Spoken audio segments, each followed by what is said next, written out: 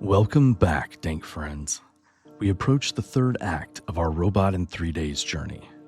Trying new things quickly and enthusiastically failing unlocks new worlds of possibility that lie right beyond our reach. Our dauntless mentors drive forward in hopes that they will blaze a trail for others to discover.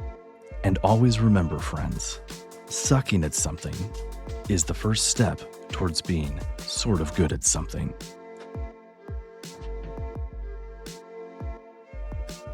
Hey everyone, welcome back. Day 2.5 of Robot in 3 Days. Just hanging out at the hub.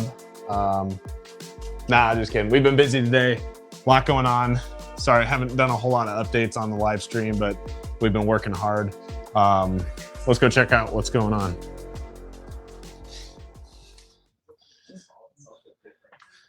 Right now we're testing our Rev 2 intake. We named this one the popcorn intake, because we're hoping to just pop the fuel right up into the hopper that we haven't assembled yet. But that's next. What's going on right now? We're having some troubles with the Nova? Yeah. Cool. Looking up the documentation for the Nova. Sweet. All right. Well, we're going to go over here. So this is our Rev 1 intake down here. Partially disassembled due to a design decision to move away from it. So the basic, okay, you can come back to me.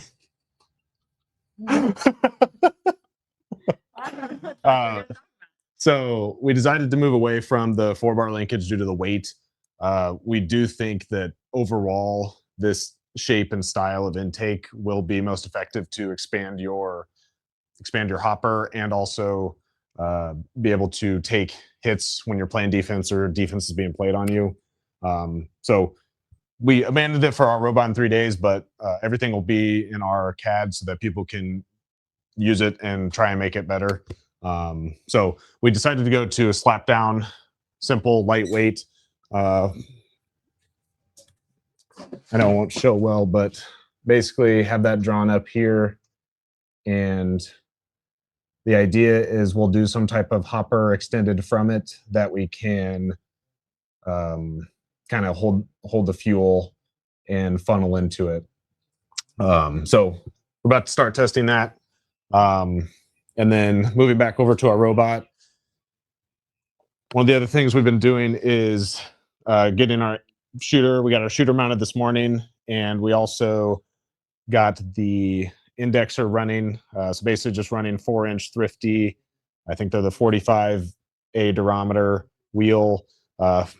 Just cut a piece of polycarbonate and routed it to match the shape of the ball going through there. Our idea is to basically work around everything we have and either cardboard or polycarb funnel into that indexer. But overall, we're good. Next steps are making sure that intake works as intended, get the intake spinning and rotating correctly, and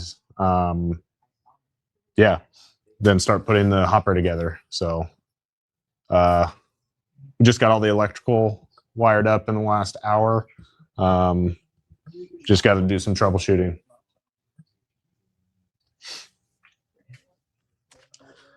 What else should we go through? We can kind of clip it there. Rufus, clip it here.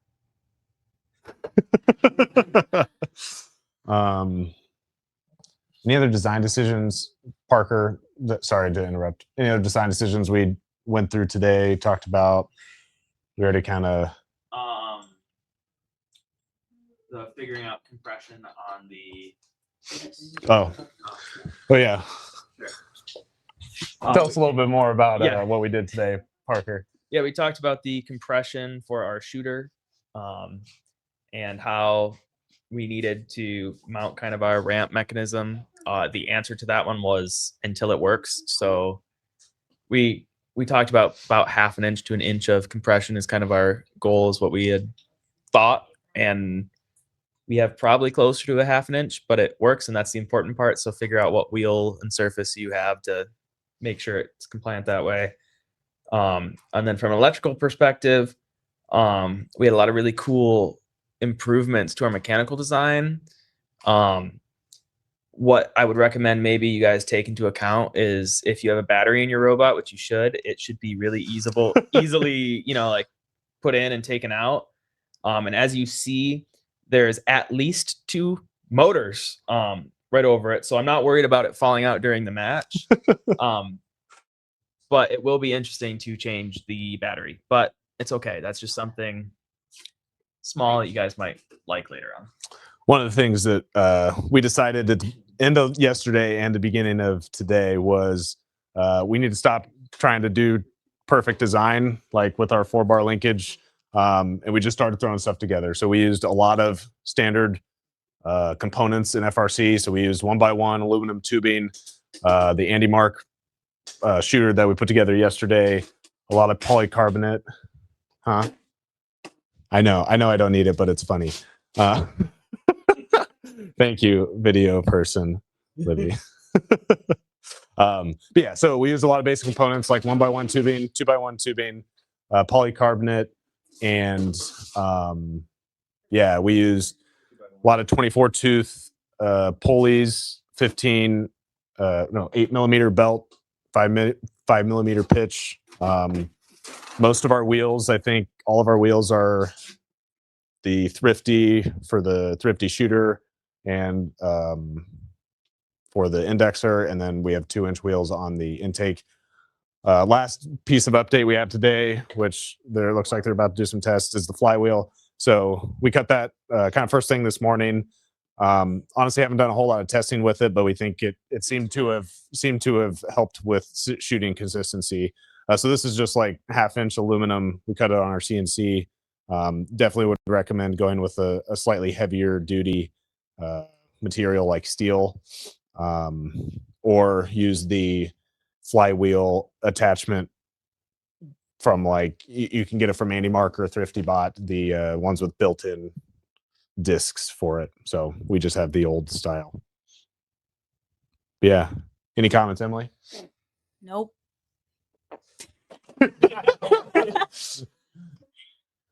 Thanks for watching the live stream. Thank you for watching the live Thank you stream. for watching the Emily and Parker show all afternoon. They've been going real hard on the assembly. Signing off for now. Circle City Circuits out. All right. I have this in this week. Yeah. Rufus, don't mute us yet. I have some questions to ask Oh. our members, but I need that. Oh, okay. Really good and above board thing for all day. Have fun. Thank you so much. Be sure to follow us at DankBots everywhere you consume high quality robot content. And as always, stay dank, friends.